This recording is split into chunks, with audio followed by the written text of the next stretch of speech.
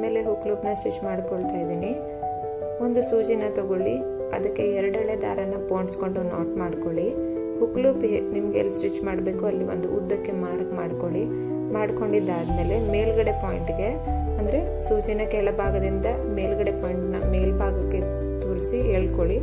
So ಇವಾಗ ಸೂಜಿನ ಕೆಳಗಡೆ ಪಾಯಿಂಟ್ಗೆ ತೂರಿಸಿ ಮೇಲ್ಗಡೆ ಪಾಯಿಂಟ್ ಏನು ಮಾರ್ಕ್ ಮಾಡ್ಕೊಂಡಿರ್ತೀರ ಅಂದರೆ ಸೂಜಿನ ದಾರನ ಆಚೆ ಎಳ್ದಿರ್ತೀರ ಅದೇ ಪಾಯಿಂಟ್ಗೆ ಸೂಜಿನ ಹಾಕಿ ಅರ್ಧಕ್ಕೆ ನಿಲ್ಲಿಸಿ. ಸೊ ಪೂರ್ತಿಯಾಗಿ ಸೂಜಿನ ಹೊರಗಡೆ ಎಳೆಯೋದಕ್ಕೆ ಹೋಗಬೇಡಿ.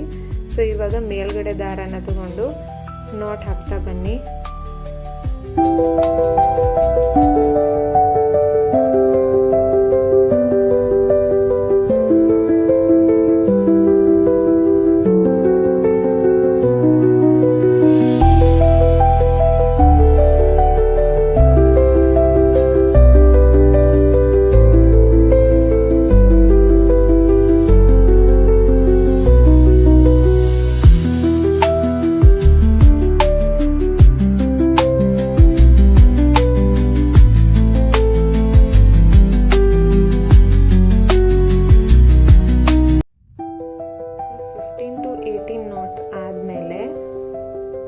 ನಾನು ಒಂದು ಅಂದಾಜಿಗೆ ಹೇಳ್ತಾ ಇದ್ದೀನಿ, ನೀವು ಎಷ್ಟು ದೊಡ್ಡ ಲೂಪ್ಸ್ ಮಾಡಿರ್ತೀರ ಅದ್ರ ಮೇಲೆ ಡಿಪೆಂಡ್ ಆಗುತ್ತೆ.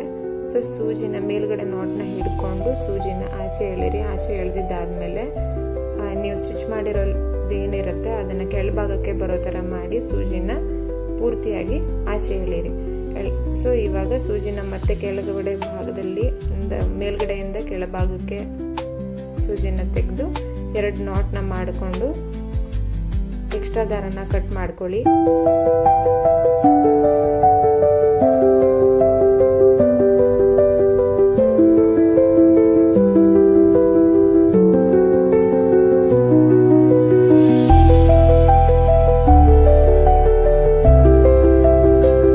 ನೋಡಿದ್ರಲ್ವಾ ಈಸಿಯಾಗಿ ಹುಕ್ ಲೂಪ್ನ ಹೇಗೆ ಸ್ಟಿಚ್ ಮಾಡೋದಂತ.